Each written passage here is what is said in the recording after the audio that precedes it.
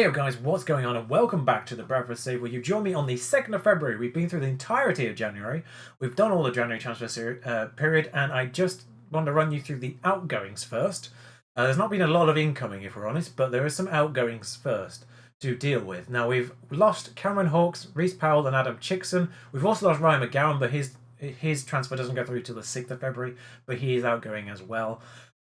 He was away on international duty with Australia half the season anyway. It didn't really make any sense. Like, when we needed him the most, he was always on international. He's been on international duty for the entirety of January, which has been a right pain in the backside because O'Connor's been increasingly tired, and I keep getting messages saying please rest him. And now I've got one saying can we rest Saris as well? Like, I've got no centre backs. McGowan was away all the time on international duty, so I couldn't use him either. We have actually brought in one of the youth prospects in as a centre back, so that's something to talk about. We have brought in 2 players at this point. There is a third one on a free transfer coming in still. I think I can still bring that guy in. It's not a player, a name you may recognise. It's not my usual tactic. I usually avoid the older retired, like the about to retire players. But he's got decent stats, and I think he can do a job for us. So I'll bring you that news should it be relevant next session. But so far, the 2 players we did bring in were Karen Spencer, who has come from Llanelli, I'm not sure the exact proper way of pronouncing it, in Wales. I have gone to the Welsh League because I know there's cheap talents you can get out of that if you're lucky. Now, he is a 17-year-old goalkeeper. He has some potential ability. Essentially, I've got the same worry here as I do with the Eddie Roberts, who I talked about last episode. I just hope that the club doesn't develop faster than he does. It does say he's not far off first team football, actually, so he's probably going to become my backup goalkeeper at this point. He's got 20 ability on rushing out, so he's got excellent rushing out ability. Reflexes are decent, handling's decent. His aerial reach and communication aren't great, and his first touch is appalling, but that's fine. Vision, positioning aren't great, but he is 17. He does have at least 1 star worth of potential to grow into. He's on £250 a week, which is far less than any other goalkeepers, should I get rid of them in the summer. So this is very much one of those low-risk moves I can do right now. He's in the under-18s team. He's going to be in the under-18s team probably for the rest of the season, maybe next season as well. So he's probably a name you won't see in the next few episodes at the very least. But player for the future, maybe. It's low risk. We'll see what happens. So Eric Garcia's come in. He's on loan from Man City, but you can see that already there. Tackling 16. His stats are pretty good in other areas as well. He's only 5'10", but very promising. Got a lot of traits for a young player already.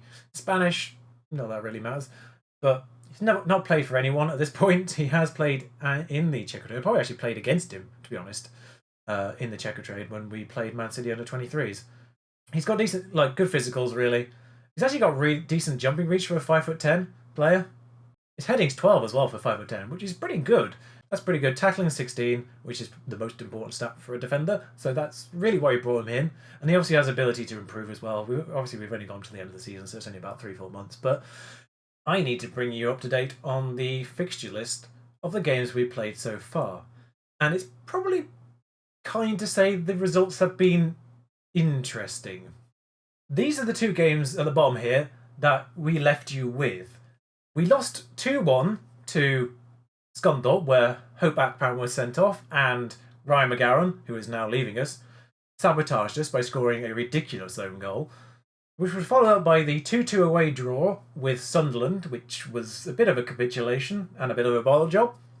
We were 2-0 up at half-time, and then we ended up drawing that game. This was followed up by another afterwards by a Rochdale 1-1 draw away again. That was a bit of a salvage job. We missed a penalty in that one. Things are really not going well for us in this period. Then another draw with this time Accrington, which is where Chickson's gone to, but 0-0, kind of a dull game. 1-0 loss. Gerrali was sent off in this one. And then we lost 1-0 to Barnsley, who are currently top of the table now. So at this point, in the league, our form is absolutely atrocious. We did thankfully follow that up with a 1-0 win against the West Brom under 23s, but it did take us to the 81st minute, and we missed another penalty of that. Jack Payne is now barred from doing penalties. That's 2 he's missed in the past month. 3rd time's the charm, eh? But then back in the league, we drew 1-1 at home to Southend. We've actually drawn against them home and away. Our goal was actually an own goal as well in that one. It was a bit of a ping-pong in the box, I think, kind of goal, but we scored in the 4th minute due to an own goal. They equalised in the 7th, and then nothing happened for the rest of the game. So you can imagine with the form as it is there, we have only Actually, the last win in the league was the 8th of December against Plymouth. So you can imagine in the next game, we beat Burton 9-0. I still don't understand how this happened, and I'm just going to show you the goals because, frankly, they're all ridiculous. You can see actually on this screen here, our average ratings right now. Absurd. Absurd. So here's the goals. Vokins with a free kick. Excellent. Good start, I thought. Hopefully this is going to break the charm. Good start. That was about less than 10 minutes, that one. O'Brien, from outside the box, just smashes that in on 14 minutes. Even better start, I thought. 2-0 here. Let's consolidate this. O'Brien, Staunton in the back. Now, Staunton is the young player I just mentioned earlier about the centre-back position. He's that player who's come in, and he scored on his debut there. O'Brien, outside the box, swivels and scores again. Like, O'Brien is an outside-the-box machine. Vokins with another free kick. So it's 5-0 at half-time. I thought, okay, we'll just consolidate this in the second half. Just keep out there. Just, do your job. O'Brien, I thought he was going to go for his hat-trick there. Scannell, I don't know what Bywater's doing really that one. Scannell just smashes that so hard at him, it just ricochets off the goalie. Scannell down here on the right-hand side, passes to Doyle, who Bywater again really should do more there. At this point, they're already demoralised. It's 7-0. So for 8-0, Saris, our centre-back, whips in a cross for Scannell. This is how ridiculous this is. Saris is up there on the left-hand side, whipping in crosses, and then Wright scores another free kick, which Bywater should really do it better on again.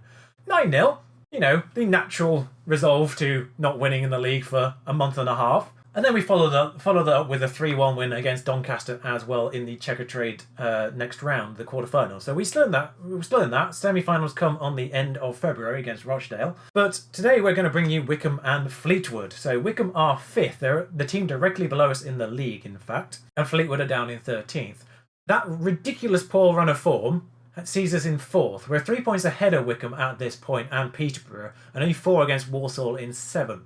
It's not a great situation, but at the same time, we're 2 points behind Portsmouth and then 5 behind Coventry. And then 7 points away from Barnsley. So if any of these go on a poor run, really, obviously we've got to play all these guys again. So if we beat Portsmouth and at the very least keep on track with them for the rest of the season, then we should be able to usurp Portsmouth. And if either of these have a poor run of form, hopefully we should be able to take this 9-0 victory in the league and run with it in this next game against Wycombe, who, as I say, are directly below us in the league. I must say, 9 goals did wonders for our goal difference, up to 29. Didn't really help Burton out. So this is how we're going to line up against Wycombe. Now, the defender situation is something I've already mentioned. They keep asking me to rest Saris and O'Connor. So O'Connor's on the bench this time just because he's already been rested for a couple of games. So Saris is resting out this one. He's only on 90% anyway. So I'm going to bring Garcia straight into this back line. Staunton is there. He's the young player I have mentioned previously. I think he's only 17 still. But he's played 2 games and his average is 8.10. Hopefully he can keep that up. We've got Vokins and Riley on the outsides. Akpan in centre defence. Pagan and O'Brien in the middle here. I've shifted these back to how they were towards the end of towards the beginning of the season, and it seems to have worked. 9-0. Seedorf and Scannell on the sides, and Doyle up front. So it's a very familiar system, just the centre defence is a little bit different to usual. O'Connor's on the bench, although I have just noticed Doyle is just returning for fitness, so I will just swap him out for Jones for the start of this game. So we are playing identical systems by the looks of things. Assertively, Wycombe have won 4 of their last 5 games. If we perform our best, we can deny them here. They don't care. But do they care if I have faith in them? Slightly. Right, so this game is now underway. Scannell is the only one who is marginally under 100%. He was only at 90 at the start of this, so he's the only one that I'm slightly concerned about fitness-wise at this point. Even so, 90's not that bad. But they're on the ball here, on the edge of the area. That's somewhat annoying. He is going to get onto that. Woodman saves. By the way, Woodman has been an absolute star. This highlight continues. Seedorf snapped it, and he's smashed it in. I generally thought that highlight was going to be over there. Apologies for that. But Seedorf snapped it, and we get to watch this again here. As this is always the thing I'm worried about whenever it gets to my defence in a highlight. Getting nabbed. Smashes it into the corner. Seedorf, 1-0.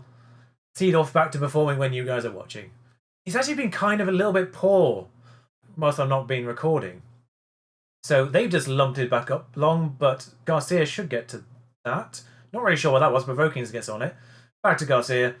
Up to Seedorf again.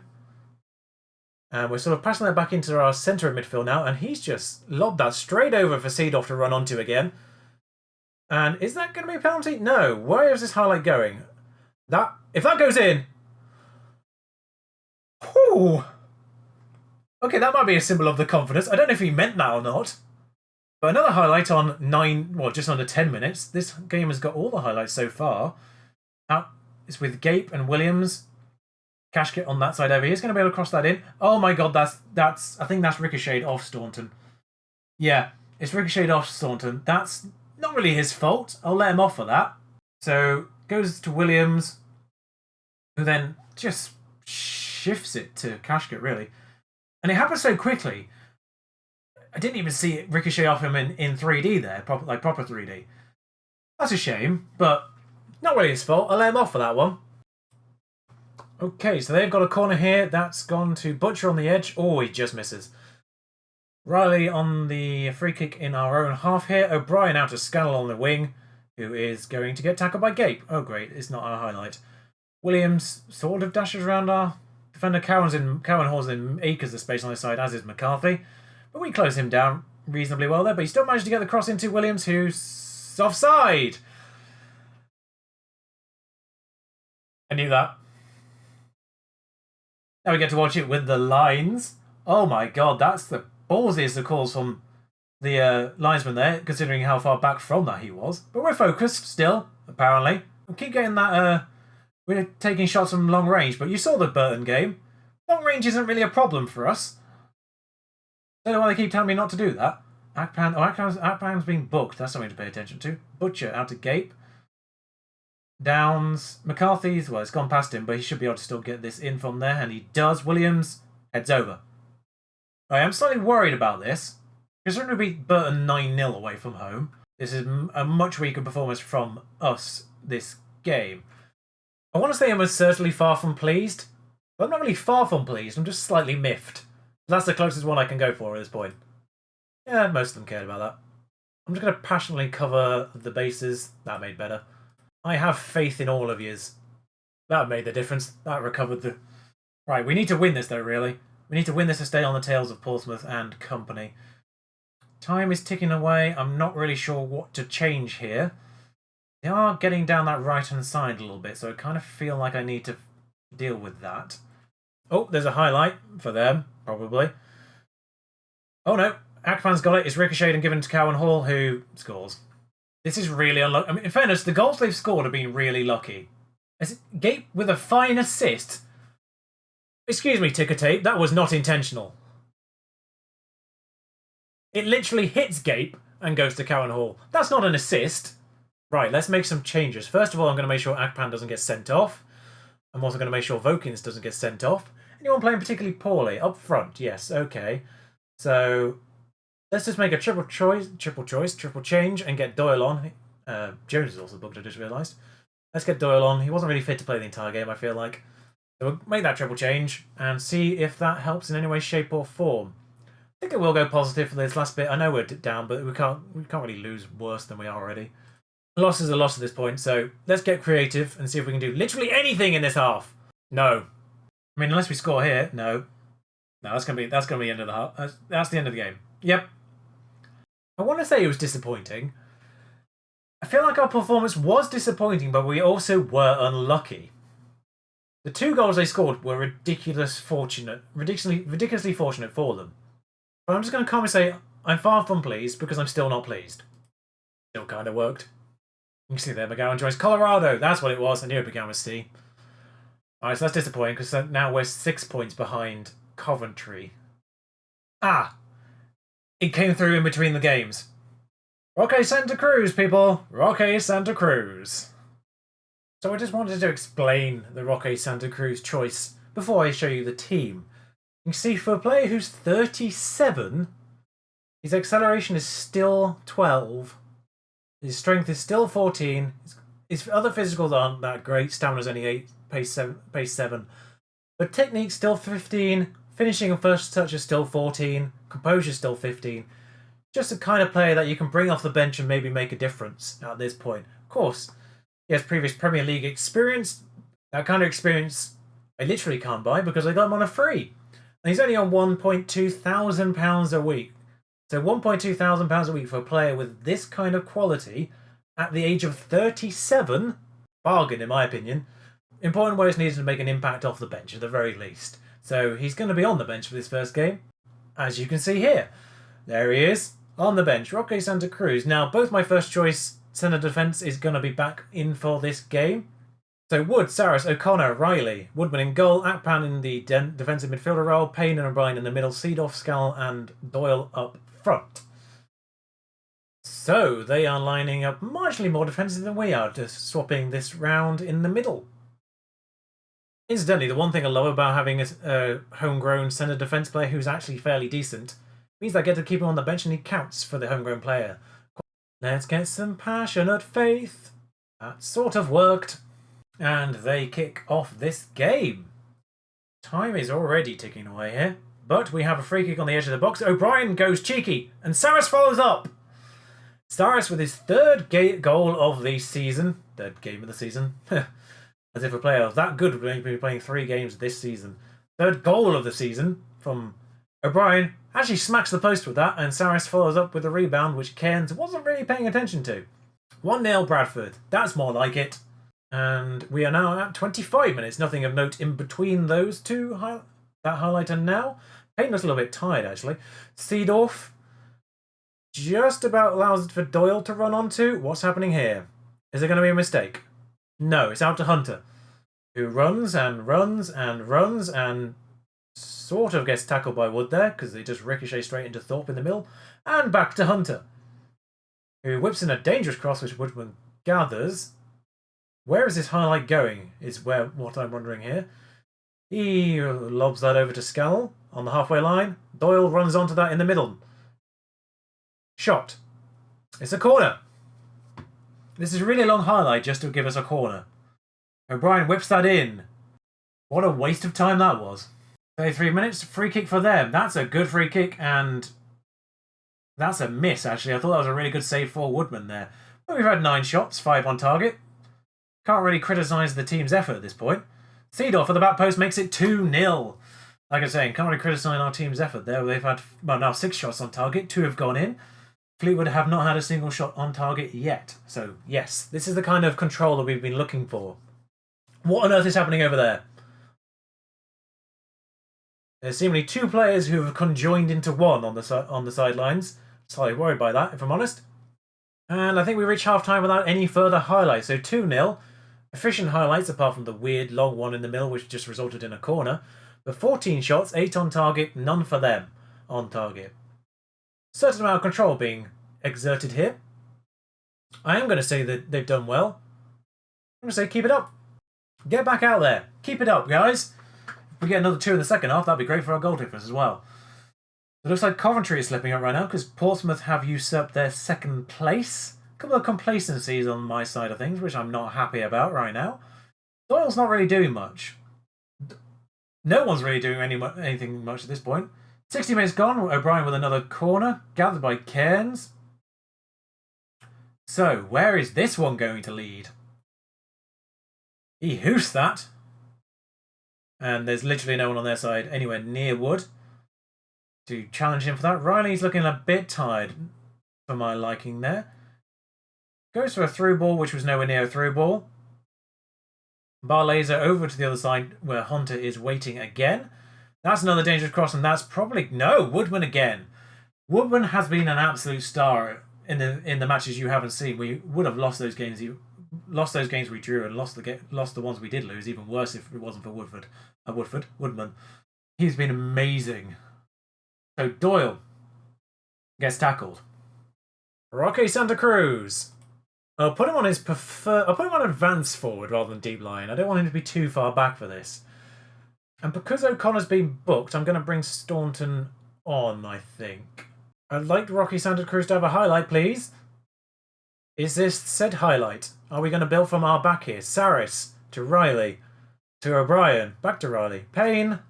Out to Seedorf. Now, we're making a little bit of momentum here. Roque Santa Cruz is looking for that. On the ball now is Santa Cruz. I'm enjoying saying his name. Scannell into the middle. Nothing really happens. Riley over to O'Brien, who smacks that. I don't care if that wasn't Santa Cruz. That was amazing to watch. Akpan gives it back to Scannell on this side over here, who just runs and runs and runs. Plays a lovely ball to Seedorf. That should have been a goal. What was that? That was ballsy from the defender there. Bar laser. Akpan slides in and misses everything entirely. He's completely unmarked. Not happy about that, if I'm honest. I mean, watch this here. Watch Akpan completely miss that tackle. Spur gets it to someone completely unmarked on that backside there, and yeah, that's not great defending by us.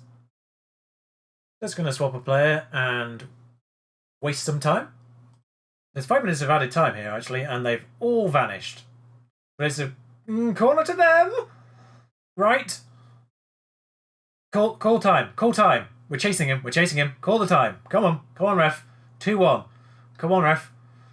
What are you doing here? It's gone past 5 minutes. Wood. Oofs it up. Come on, ref. There we go. I was a little bit anxious for me at the end. We dominated that game and they still managed to make it 2-1. I'm going to go for the Jekyll and Hyde here. They seem to care about that, but it is a win for us there, which is important. And Rocky Santa Cruz is now part of the club. Didn't see him do anything, but I don't care. He's part of the club. He makes a return to English football. Hasn't been in English football since he left Man City in 2013. Next time round, I think what we're going to bring you is Oxford and Blackpool here. 2 teams I don't believe I've showcased yet. Oxford in the chase for promotion spots right now, and Blackpool near the bottom. 1 away game, 1 home game. Just kind of want to split the difference of the games remaining. So we'll bring you Oxford and Blackpool, and then one after that will be the end of the season. Presumably as well by Oxford and Blackpool time we'll have the youth intake, so I'll bring you that news as well. So I think it's probably going to be these 2 games I bring you, just split the difference. Of course there's checker trade action in between. Maybe that will form a part of it depending on when the final drops in there for that, if we manage to get there. But otherwise, Oxford Blackpool, I think. 2 teams we haven't seen yet. So until next time, thank you for watching. Ta-ra.